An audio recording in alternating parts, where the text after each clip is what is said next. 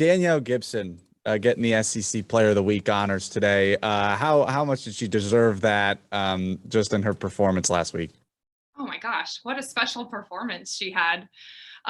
So yeah, of course I feel like she really deserved it. And I'm glad that she was given the honor. But I mean, she's just on another level right now. And the week that she had is really not far removed from what she's been doing all year. I think she just obviously, what'd she have, 5 home runs? 5 home runs, obviously swinging with power, but she is just such a tough out. And I think the thing that you don't see in that line is the pitches that she hit out. I mean, she's getting the whole bag of tricks from every pitcher she faces. And I know she hit 2 changeups out. She hit a backdoor curve out. She hit a curve away out. So she's hitting everything. And so I just think that how she's seeing the ball and her just what she's hunting and how she's attacking it is she's just on another level.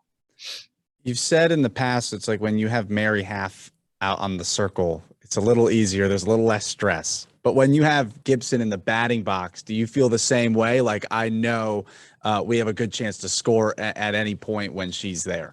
Oh yeah, absolutely.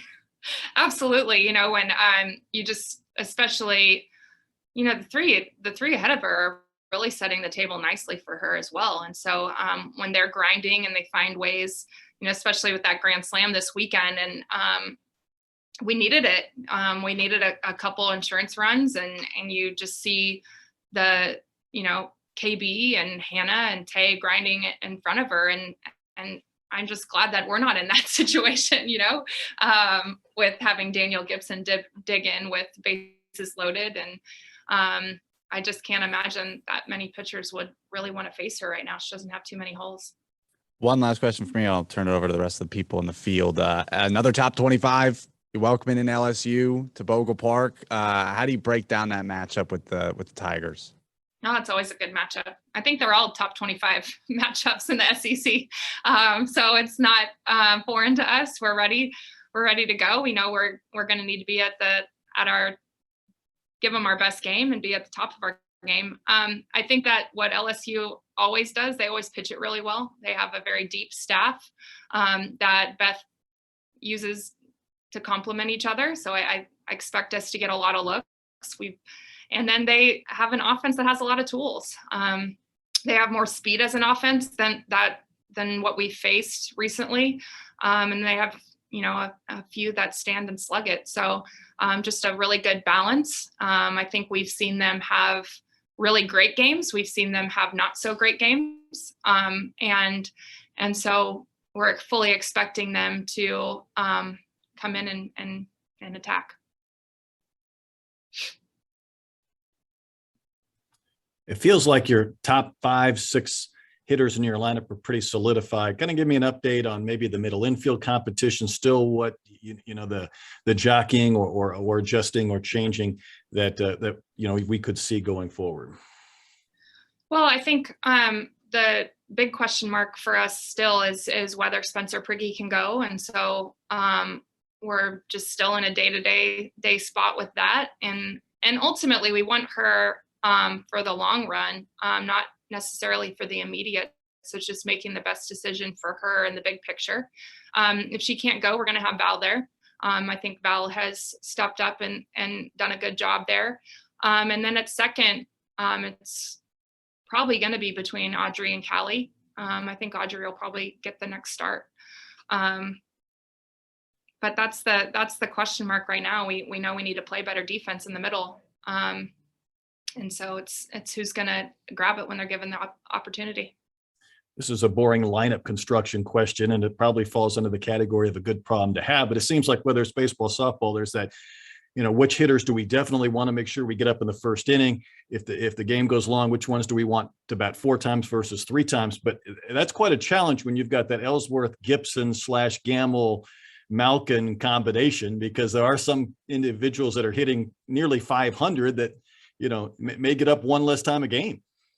Yeah, well, there's nothing boring about that. It's not a boring question.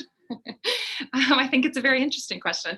Yeah, you know, I think that we're really strong throughout. And so I think that when you have hitters hitting upper 3s and 4s and you're 6 and 7 and down, I think that shows that you're going to put a ton of pressure on the other team. But I think that KB and Hannah have done a really great job at the top. I think Tay through Hannah Gamble and obviously Gibby, I don't want to just group her in there. I need to mention her, have done a tremendous job. And I think Lenny's starting to get back to Lenny. And I think our bottom have just found a way to be really productive. But yeah, I think they're swinging it tremendously. One more pitching question I'll throw into it. Seems like in past years with Autumn and Mary, we would see maybe Mary start on Friday and Sunday and maybe Autumn on Saturday, and Mary might be available to pitch in relief on a Saturday. It seems like now she's pitching or starting the first game of a series and maybe available in relief multiple times as opposed to 2 starts. Is there a strategy to that? Is it still game by game? Is it kind of a usage situation too? Yeah, all of those things. It's going to be a strategy piece. It's going to be a usage, always just kind of making sure that we're not overusing her. Again, just looking at the big picture. And I think it's just also using the others when they're feeling good. I thought, Jenna's been really great for us this year and wanting to get kind of Shanice back to Shanice. And I think she had a really great outing at Western Kentucky. And then Callie Turner too. So it's just going to be, the matchup. I think that, and then just using Mary in the smartest way that we can.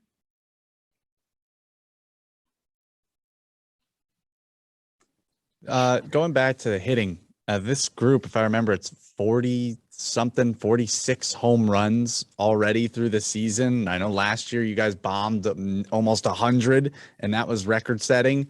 Did you imagine that this lineup would have this amount of power coming into the year? Yeah, we did.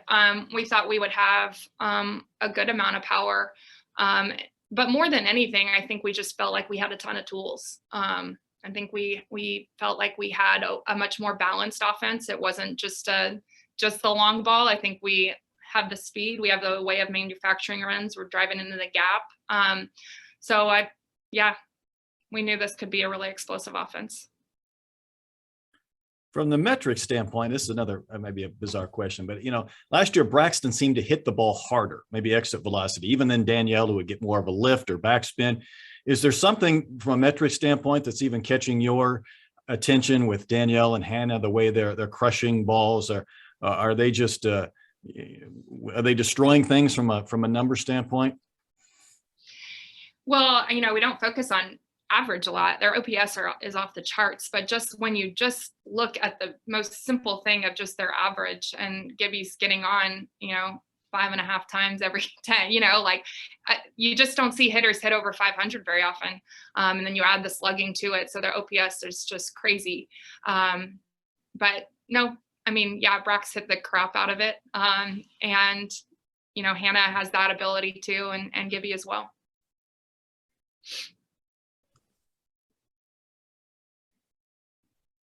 I've got one or two here for you real quick. We've seen with Gibson a little bit, she's hitting so hot and then they pitch around her a little bit. And then when they have to pitch to her, she gets hot just the same. When you're preparing, is it part of your messaging, part of your preparation at all? Like specifically that, hey, they might pitch around Gibson. Okay, whoever's behind her, prepare for that. Or is that just something that you just know your kids are going to step up? We just know our kids are going to step up. We haven't talked about it much. We expected probably to start happening maybe more with how she's swinging, and especially the power she's swung with lately. But I don't know. You got to pick your poison. Obviously Danielle is just flat swinging it, but it's not a walk in the park to get to Hannah Gamble, which is why she's there. So I think you just kind of pick your poison. You just have Hannah ready for that, and the controlling the emotion of that if it happens. And she'll be ready. I want to ask you, like, bring it on. Pick your poison. You want a mad Hannah Gamble? Good luck. I want to ask you about that Western Kentucky game, because I know it came about really quickly. And it was a game RPI wise that obviously did well for you guys. and then you came out and, you had a close ball game and then kind of broke it open towards the end. How important was playing that game, winning that game, and what you saw in that game in addition to what you saw over the weekend? It was really important. We focused on it a ton. And, we've lost a lot of games to weather. And if we add them, we're going to be really mindful with the ones that we add, ones that challenge us, ones that help the big picture of what we're trying to do. And we, as a coach, you're always kind of worried about adding any game around an SEC matchup when that's always at the forefront of just the competition and everything. And so we put a ton of focus on it. We told them how important it was. We made sure they knew how solid Western Kentucky is, and they are. Amy does a really, really good job. She has for a long time. And so you get into that game, and I was really, really pleased with the business approach that they had. Our team had. It was close, obviously, for a while. They have two pitchers that are sub 2 that can flat throw it and complement each other really well. And so we knew it was going to be a battle. And I think that our team did a really good job of staying the course. I know I say this a lot, so I'm sorry, it's a broken record, but they stay the course, and they keep grinding at bats and take information and then figure out how to have another, make the next at bat better, and find a way to be productive. And they did that. Obviously, Gib dug in right away and hit a bomb to kind of set a tone. But I just really, really liked our business-like mentality and just continuing to grind and put up really good at bats. And I thought Shanice did a really good job. I thought our defense played really good defense. We needed that. It's been a focal point since this past weekend of just taking care of the ball better and not giving things away. And I thought we did a really good job of that on Monday. Last one for me. Speaking specifically to your pitching, how much does your approach change in terms of who you'll start, who you'll bring in relief, and et cetera, when you get into conference where you're playing a game a day versus when you're playing those early season tournaments where you might have a doubleheader, you might have a late game one day, early game? How much does your approach change once you get into these 3-game series? Well, it changes a lot because it's all hands on deck for every game that we play. And I'm not sure we necessarily felt like we had that luxury when it was really just Mary and Autumn. And so it's just, reminding ourselves that we have a lot of tools in our pitching staff. And if it takes 4 arms to win the game, then it takes 4 arms, and then we'll go at it again tomorrow or the next day. But it's strategy a little bit. I think we can look at splits a little bit more. We can look at what their strengths are and set them up to be successful against the team, and just try to make the best decisions that you can. I lived in hindsight the last couple of days and was kicking myself. It's a coach's worst enemy.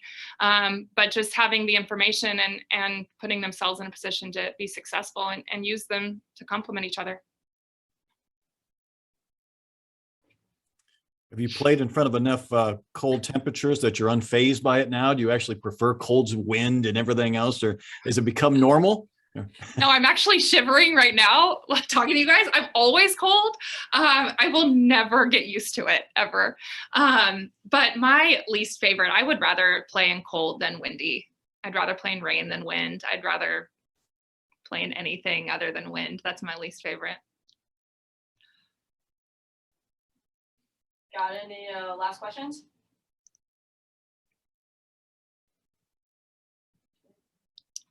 All right. Thanks.